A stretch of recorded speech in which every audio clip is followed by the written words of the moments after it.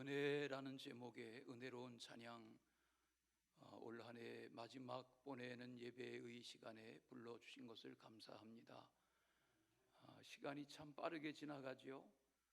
우리 어린아이들이나 젊은이들은 시간이 너무 안 가서 답답하겠지만 60대가 되면 60km로, 70대가 되면 70km로, 80대가 되면 80km로 이렇게 점점 시간의 속도가 빨라진다는 말이 있습니다. 세월이 참 빠릅니다.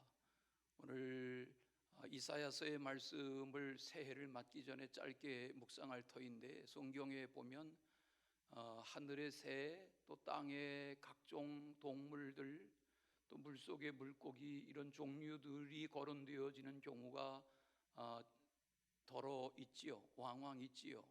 예수님의 말씀 중에는 참새 2마리가 한 아사리온에 팔려가는 것에 대한 비유의 말씀을 하시며, 하나님의 뜻이 아니면 사람의 목숨이 그렇게 쉽게 함부로 다루어지지 않는 법이다, 그런 교훈의 말씀을 교훈하시기도 하지요. 또 누가복음 말씀 같은데 읽다 보면 헤롯에 대하여 예수님이 여우라는 표현을 하신 내용도 찾아볼 수 있지요. 물론 물고기에 대한 표현은 그 이름이 쉽게 나오는 것이 거의 없습니다. 요나서의 큰 물고기, 고래라 하지 않고 큰 물고기, 이런 정도의 표현. 또 예수님의 부활 이후에 물고기를 잡으러 갔던 제자 어부들이 잡아 올렸던 153마리의 물고기도 큰 물고기, 이렇게 표현할 뿐 그 어종을 표현한 표현은 거의 없지요. 요즘 우리가 수요일날 에스겔서를 읽고 있는데, 에스겔서를 묵상해 가고 있는데, 에스겔서 1장에 보면 10절에 하나님의 형상을 4가지로 표현한 표현이 나옵니다. 사람의 얼굴 같고, 또 독수리 얼굴 같고, 또 소의 얼굴 같고, 사자의 얼굴 같고, 이렇게 묘사한 표현이 나옵니다. 하나님의 모양, 형상에 대해서. 지금 휘장으로 가리워져 있지만 휘장이 펼쳐져 있을 때 십자가 뒤에 원형으로 되어 있는 스테인글라스 안에 보면 에스겔서 1장 10절에 지금 설명드리는 그 네 형상이 여기에도 다 새겨져 있습니다. 왜냐하면 교회의 스테인글라스는 그냥 아무 의미, 생각이 없이 무엇을 디자인하는 것이 아니기 때문에 그렇습니다.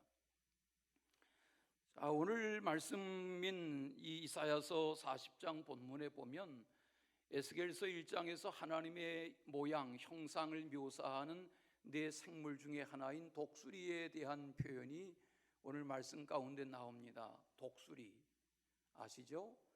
참새 같은 새는 우리의 생활 주변에서 쉽게 찾아볼 수 있지만 독수리를 우리의 생활 주변에서 만나는 일은 흔하지는 않지요.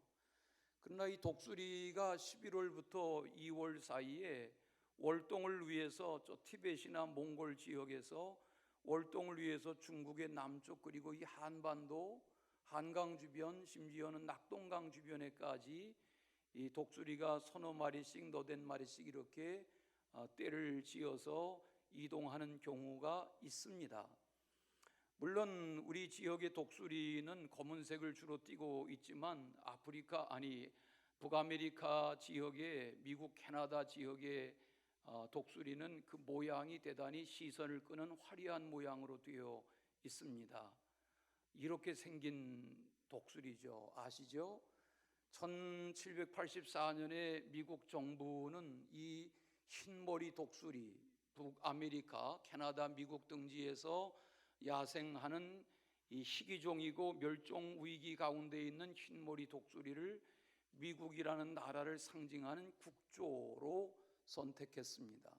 우리는 이 새 모양만 바라보아도 위용이 있어 보이는, 또 힘이 있어 보이는 그런 모양을 관찰할 수 있습니다. 독수리의 생태계를 다루는 그런 영상물, 또 그런 TV의 다큐물을 보신 분들이 꽤 계실 터인데, 독수리는 땅의 동물의 왕이 사자라고 칭된다고 하면 독수리는 공중의 새의 왕이죠. 독수리는 몸의 길이가 자그만치 1m, 날개의 길이가 큰 것은 2m, 2m 50 이렇게 날개를 편 그 규모가 대단히 웅장한 위용이 있는 그런 새로 자라납니다. 독수리는 시력도 좋아서 공중을 날다가 지상의 먹잇감이 눈에 들으면 얼마나 빠른 속도로 지상을 향해서 하강하냐면 시속 240km. 놀라지도 않으세요? 예, 시속 240km 정도의 속력으로 하강해서 먹잇감을 낚아채는 그런 민활한 새이기도 하고, 한번 날기 시작하면 600km 정도를 땅에 내려앉지 않고 바람의 기류를 타서 별로 날개짓도 하지 않으면서 공중에 떠 있는 듯한 그런 모양새로 그 긴 시간 멀고 먼 거리를 비행할 수 있는 그런 특별한 새가 독수리입니다. 자, 오늘 독수리 이야기만 하다가 끝나면 안 되는데, 오늘 말씀에 짧은 시간 말씀해 보시면 하나님은 읽어주신 사사기가 아니고 이사야, 우리 김준섭 집사 어디에 앉아 있어요? 집사 떼야 되겠어요? 네, 이사야 40장의 말씀에 보면 독수리를 중심으로 교훈하는 말씀이 나와요. 첫째는 영원하신 창조주 하나님 여호와를 앙망해야 된다, 이런 교훈을 말씀하면서 독수리 이야기를 하세요. 여기 앙망한다 이런 어려운 단어를 썼지만 더 쉬운 번역으로 하면 소망한단 말이에요. 영어 성경에 보면 hope, 희망한다 하는 그런 단어를 사용한 걸 볼 수 있어요. 하나님은 영원하신 하나님이고 창조주 하나님이신 그 하나님 여호와이신 것을 알고 그 하나님께 소망을 두고 살아가는 것이 하나님을 앙망하는 생활이다, 이렇게 가르쳐 주는 것입니다. 이 말씀하기 전에 뭐라고 말하고 있습니까? 너는 알지 못하였느냐, 듣지 못하였느냐, 이렇게 질문하면서 하나님은 영원하신 분이야, 하나님은 창조자시야, 이렇게 말하고 있습니다. 하나님의 영원하신 창조자이신 하나님의 능력은 어떻게 나타났습니까? 창세기의 우주 만물 창조의 내용으로부터 시작해서 하나님은 90세 된 사라의 태를 여셔서 100세 된 아브라함의 자손이 자라나게 하셨습니다. 모세 때에 바로의 강팍한 마음을 10가지 재앙으로 치셔서 하나님이 함께 하심으로, 전능하신 하나님의 권능으로 출애굽이 가능하게 하셨습니다. 광야에서의 40년 생활이 하나님의 하시는 일이 아니었으면 불가능했을 겁니다. 나중 홍해처럼 요단을 건너고 여리고성이 무너지고 하는 날들 속에 하나님의 하나님됨을 듣게 하시고 알게 하신 사건들이 계속되었습니다. 나라를 상징하는 거인이었던 골리앗 장군을 돌멩이 5개를 들고 나섰던 소년 다윗이 고백하는 신앙 가운데, 너는 칼과 창으로 나오지만 나는 만군의 주여 하나님 아버지를 믿는 믿음으로 나간다. 그리고 돌멩이 하나를 물매로 감아 던졌는데 그 돌이 골리앗 장군을 죽음으로 몰아가게 한 역사적인 사건은 하나님이 누구신지를 역사가 듣게 하고 알게 하시는 그런 사건인 거죠.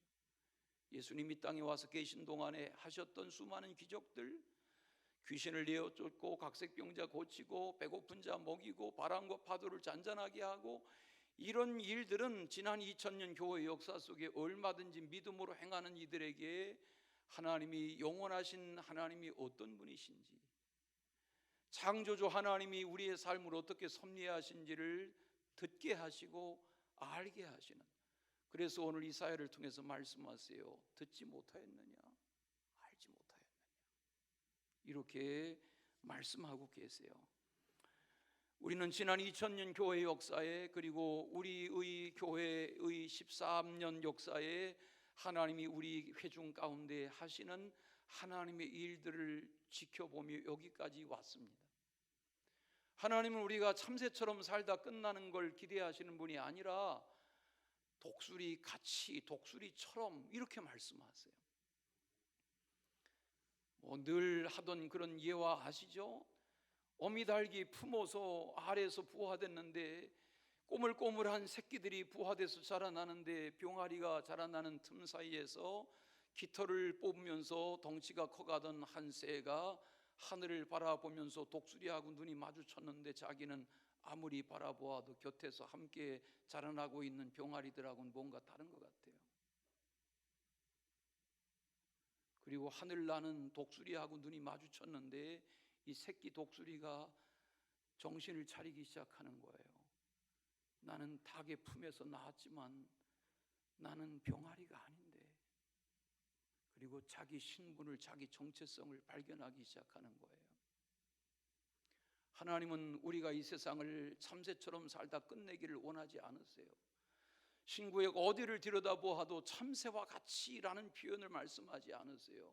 오늘 말씀에 독수리 같이, 독수리처럼, 다 같이 독수리 같이, 독수리처럼. 하나님은 우리에게 그런 날아오르는 비상하는 그런 삶을 살기를 기대하세요. 죄 속에, 악 속에, 어둠 속에, 절망 속에, 탄식 속에 주저앉는 생을 원하시는 것이 아니라 죄 사함 받고 새 생명 얻은 하나님의 자녀로 세상을 활개치며 하나님의 나라의 백성다운 삶을 독수리처럼 살기를 기대하세요. 그런 은혜의 새해 맞이가 되시기를 축원합니다. 두 번째는 피곤하고 곤비한 현실을 극복하는 삶을 살라고 말씀하세요. 하나님은 우리가 곤비한 세상에서 이기며 믿음으로 승리하는 삶을 살기를 원하세요. 그래서 오늘 말씀 가운데 보면 주님이 우리에게 하시는 교훈이 능력을 얻어라, 힘을 얻어라 이렇게 말씀하세요. 새 힘을 주시고 새 능력 주기를 원하세요. 말씀하시죠. 소년이라도 피곤하고 곤비할 때가 있어요. 지금 미시간 12시가 다 되어가는데 제가 저 어린 꼬마들에게 색동옷을 입혀 이 시간을 기다리게 하면서 일일이 제가 저 꼬마들하고 약속했어요. 너희들 이 시간에 자버리면 오늘 예배 망친다. 제가 신신당부했어요. 예? 지금 저 5살 꼬마들이 지금 중요한 예배 우연이라고요. 지금 제가 훔쳐보고 있는데 두 눈이 띄어 있는 것이 얼마나 제 마음을 위로하는지 몰라요. 5분만 기다리렴. 하나님은 피곤한 인생, 곤비한 인생, 소년이라도 장정이라도 넘어지고 자빠지고 피곤해하고 고단해하고 시편의 말씀처럼 졸며 자는 인생들 사이에 하나님은 졸지도 않으시고 주무시지도 아니하세요. 오늘 이 고단한 인생을 살면서 새 달력을 덜 걸고 새해를 맞이하기를 소망하는 하나님의 집에서 여러분의 삶에 어차피 육신의 삶은 고단하고 피곤해요.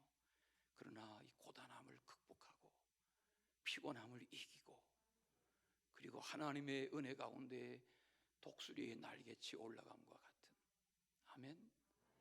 네, 그런 은혜의 새해 맞이가 되시기를 진심으로 축원합니다. 우리 나라는 가난했었잖아요. 나라의 주권도 빼앗겼었잖아요. 6.25를 겪었잖아요. 보릿고개를 겪었잖아요. 너무 추웠고 너무 가난했고 너무 배고팠던 그런 세월.